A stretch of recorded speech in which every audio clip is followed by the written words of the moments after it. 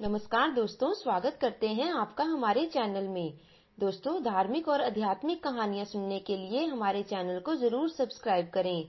आज हम आपको जीवन के 5 कड़वे सच बताने जा रहे हैं जो श्री कृष्ण जी ने महाभारत के युद्ध के पश्चात बताए थे। तो आइए सुनते हैं। जय श्री कृष्णा। बात उस समय की है, महाभारत युद्ध खत्म हो चुका था।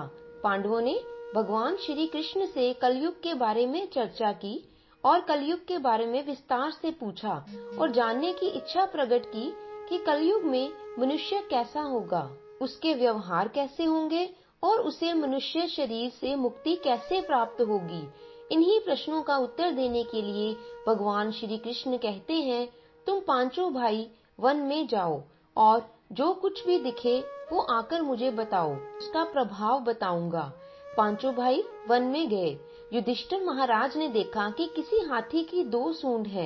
यह देखकर आश्चर्य का पार ना रहा। अर्जुन दूसरी दिशा में गए। वहां उन्होंने देखा कि कोई पक्षी है, उसके पंखों पर वेद की ऋचाएं लिखी हुई हैं, पर वह पक्षी मुर्दे का मांस खा रहा है। यह भी आश्चर्य है। भीम ने तीसरा आश्चर्य देखा कि गाय ने बछड़े को जन्म दिया है और बछड़े को इतना चाट रही है कि बछड़ा लहूलुहान हो जाता है। सहदेव ने चौथा आश्चर्य देखा कि 6-7 कुएं हैं और आसपास के कुओं में पानी है, किंतु बीच का कुआं खाली है। बीच का कुआं गहरा है, फिर भी पानी नहीं है। पांचवें भाई नकुल ने भी एक अद्भुत आश्चर्य देखा कि एक पहाड़ के ऊपर से एक बड़ी शिला लुढ़कती लुढ़कती आ रही है और कितने ही वृक्षों से टकराती है, पर उन वृक्षों के तने उसे रोक नहीं सकते।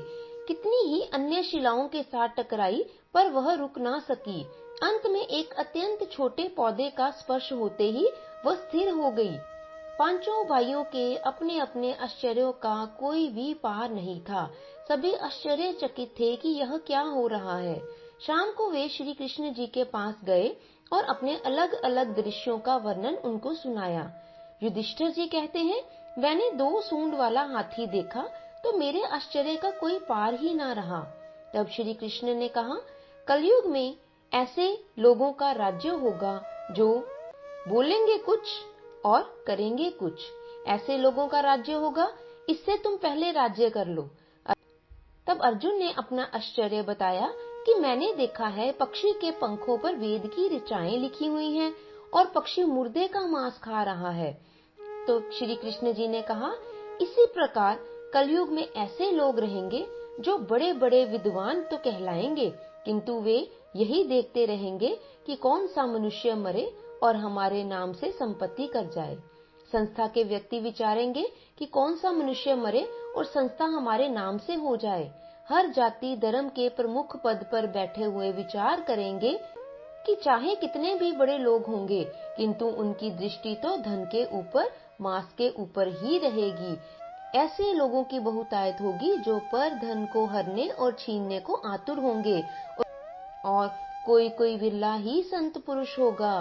भीम ने अपना आश्चर्य बताया कि मैंने देखा है कि एक गाय अपने बछड़े को इतना चाटती है कि बछड़ा लहूलुहान हो जाता है। तो श्री कृष्ण जी ने आगे से उत्तर दिया कि कलयुग का आदमी शिशुपाल हो जाएगा। बालकों के लिए इतनी ममता करेगा कि उन्हें अपने विकास का अवसर ही नहीं मिल पाएगा। किसी का बेटा घर छोड़कर साधु बनेगा तो हजारों व्यक्ति दर्शन करेंगे, किंतु यदि अपना बेटा साधु बनता होगा तो रोएंगे कि मेरे बेटे का क्या होगा। इतनी सारी ममता होगी कि उसे मोह माया और परिवार में ही बांध कर रखेंगे और उसका जीवन बिल्कुल ही व्यर्थ हो जाएगा और अंत में वह बेचारा अनाथ होकर मरेगा। वास्तव में लड़के तुम्हारे नहीं हैं, वे तो बहुओं की अमानत हैं। लड़कियां जमाइयों की अमानत हैं और तुम्हारा यह शरीर मृत्यु की अमानत है। तुम्हारी आत्मा परमात्मा की अमानत है। तुम अपने शाश्वत संबंध को जान लो बस। इतना कहते ही श्री कृष्ण जी चुप हो गए। अब अगली बारी सहदेव की आई। सहदेव ने चौथा आश्चर्य यह देखा कि 5-7 कुएं भरे पड़े हैं, परंतु बीच का कुआं एकदम खाली है। तो श्री कृष्ण जी ने बताया कि कलयुग में ऐसा समय आएगा कि बहुत अमीर व्यक्ति लड़के लड़की के विवाह में, मकान के उत्सव में, छोटे बड़े उत्सवों में तो लाखों रुपए खर्च कर देंगे, परंतु पड़ोस में ही यदि कोई भूखा प्यासा मर रहा होगा तो यह नहीं देखेंगे कि उसका पेट भरा है या नहीं। दूसरी ओर मौज मौज में शराब, कबाब, फैशन और व्यसन में पैसे उड़ा देंगे, किंतु किसी के 2 आंसू पोंछने में उनकी रुचि ना होगी, और जिनकी रुचि होगी उन पर कलयुग का प्रभाव नहीं पड़ेगा, उन पर भगवान का प्रभाव होगा। तो अब बारी आई 5वें प्रश्न की। तो उसने 5वां प्रश्न यह बताया कि एक बड़ी चट्टान मैंने देखी है जो पहाड़ पर से लुढ़क कर नीचे आ रही थी, पर वृक्षों के तने और चट्टानें उसे रोक नहीं पाई, किंतु एक छोटे से पौधे से टकराते ही वह चट्टान रुक गई।